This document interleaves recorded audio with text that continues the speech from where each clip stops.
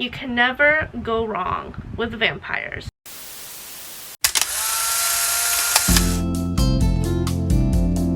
Hey everybody, welcome back to my channel. I'm Yoon, and today's video is, I realize it's not really that close to October. Close enough. We're like a week away. Definitely far away from October 31st of Halloween, but October overall is just a spooky month. So here I am with a pile of book recommendations to add to your October TBR if you're looking for spooky or ghosts or supernatural books. But let's get started. The first book recommendation I have is Bunny by Mona Awad. I do know that this is dark academia, which also works for like November. Some of these were hard because I was thinking, would I recommend this for November fall or October spooky? And so like I had that thought for like two of these books, which was this one and another one. But I figured in the end I would rather recommend this as for a spooky month because it's definitely weird enough that it's not necessarily fall vibes of dark academia, and it's definitely more of the spooky vibes. It's like a weird, this is really good, like fairy tale horror. So if you want like some sort of like really weird, maybe thought-provoking horror, like some sort of horror story with dark academia tones, Bunny is the one for you. And the next one, I think if I had done an October TBR book recommendation last year or something like that, Gallant by V.E. Schwab, perfect for October. This one I always pitch it as, if you liked Coraline, you will like this book. It has like the secret other world. Our main character, she isn't necessarily going through it like Coraline, but she's definitely connected. She finds out more about it, and it just, the vibes in this book are so good, and it's just so perfectly gothic. And yeah, I will say some of these books I personally might not have liked, but there is a chance you guys might like it, and if it fits the vibes or the spooky theme, I will be at least telling you guys about it. And yeah, and this one was another struggle of mine to like, is this fall or spooky?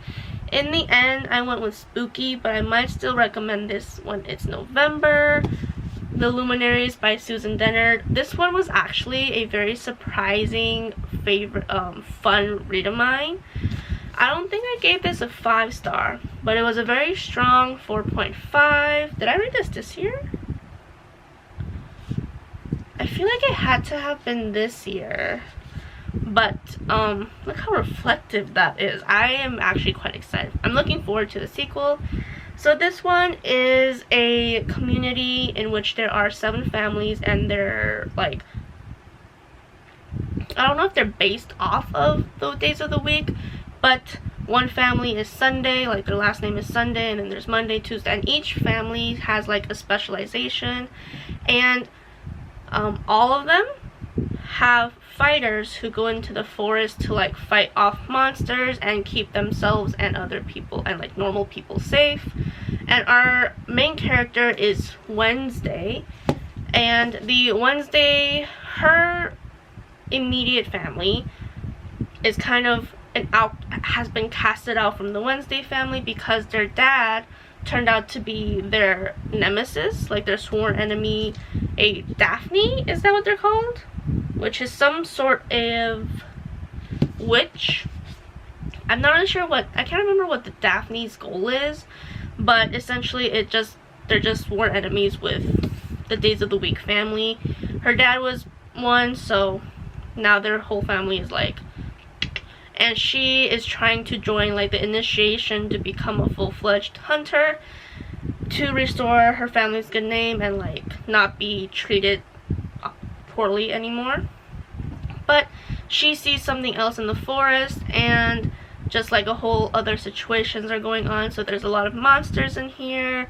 There's like an unknown mysterious monster, and yeah, the vibes are definitely more fall, but the content and the stuff they deal with is spooky.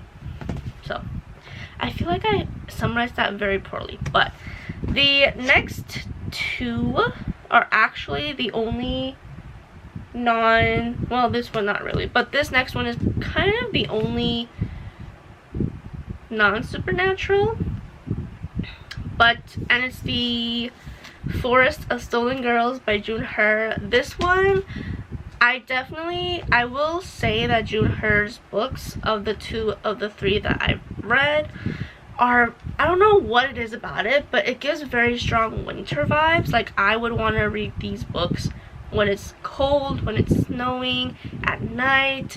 But the reason why I'm also recommending this for Spooky Month is because there is this one scene that stuck with me ever since I read it, that actually I genuinely felt scared when I read it. Like, it was as if I was watching a horror movie, but not like a jump scare where it comes out to you, but like it's a scene where you're looking around and then you see something in the dark, like behind a tree or something. And this book had that scene, and it was just written so well. I stopped reading because I think I was like home alone at night, and I was like, I'm not in the forest, but I'm not reading more of that. So yeah. And then the next book is The Sundown Motel by Simone St. James. It's been a very long time since I've read this book, but Simone St. James does, like, she has ghosts in her stories, and they're not like, it's not like a Scooby-Doo style where it turns out to be fake. There are actually genuine ghosts that haunt the places she focuses the story on. And our story here has these ghosts in this Sundown Motel, and it's kind of like a two-timeline story that eventually converges into the present. And yeah, another mystery book. And like I said, you can never go wrong with vampires for Spooky Month, and I have 2 books for that. I feel like I have more vampire books, but it's possible that I just haven't read them yet, or I forgot. And our first one is a classic in 2 ways, Dracula, classic literature, also classic vampire story. And obviously I have to recommend this one. I actually had fun reading it. The gothic vibes were there, the vampire vibes were there. It's a very interesting read. A lot to think about if you like to think super critically or stuff like that when you read for fun. I didn't read this for fun, so that's why it's like, I just say a lot. You know what, scratch that. But classic. It does drag a little bit, but it is ultimately a pretty fun read. And the second vampire book I'm about to recommend is Silver Under Nightfall by Chupeco, and this one was actually, this was this year too, but it is a story with vampires, and it's super fun and super action packed. The action in this story is just written so well that it's very cinematic writing, and it's just so action packed, but it's so much fun. And yeah, so our main character is a vampire hunter, but the vampire hunter society has to team up with vampires because there is a new threat against both of them, which are zombie vampires. So it's not zombie and vampires, it's zombie vampires. So these zombies have been killed, but there's some sort of virus going around that revives them into being zombies. But because of that, at this point, they're like almost unkillable. And so he teams up with the vampires, and they are both trying to figure out what's behind this virus. Like, is it created? How does it work? How can they kill these zombie vampires? I will have to say this is a polyamorous couple, and it is quite, not throughout, I think it's just like one section where it's quite explicit, but you can skip it. I don't think you miss out on anything, and yeah. And then the next one is also a recent read that I really enjoyed, which is City of Nightmares. This one is not necessarily spooky, but it's kind of like that horror, dark, spooky-ish vibes. And the main reason, City of Nightmares, obviously nightmares.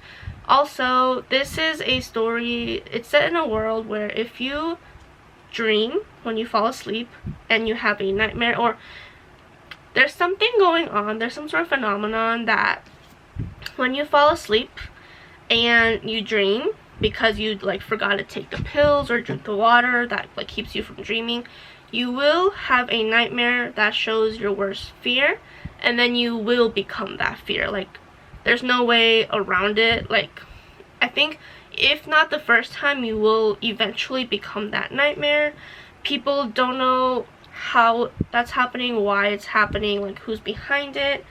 And obviously it's also in a city that's very heavily inspired by Gotham, so there's corruption, there's crime, there's just like a whole lot of bad stuff happening in this city. So this is just a lot of spooky, dark things going on, centered story, I suppose. So I recommend this for spooky month. It's also very fun though, I will say. I really enjoyed it.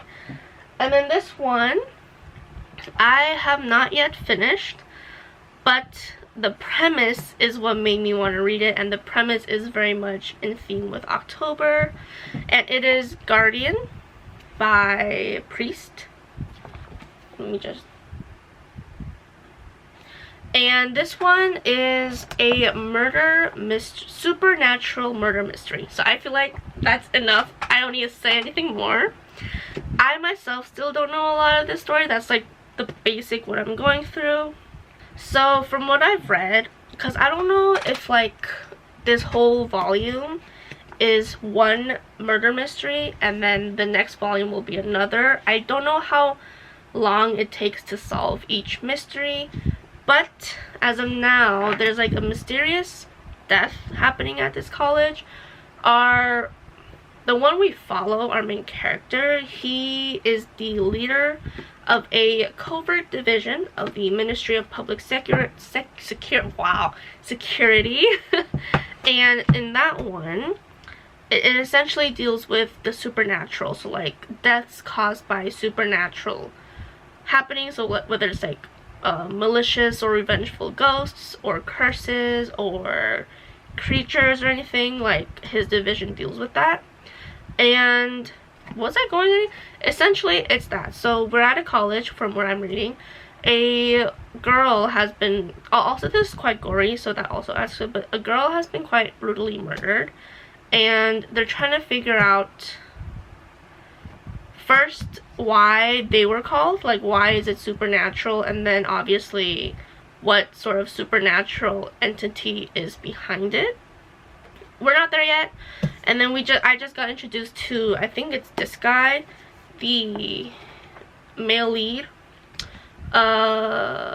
who is very mysterious. Like, he seems to know our main character, but you know, you're not sure if he's a good guy or like if he's like good or bad. So there's like some sort of tense, mysterious air about him, and yeah. So murder mystery investigations. So supernatural murder mystery investigations.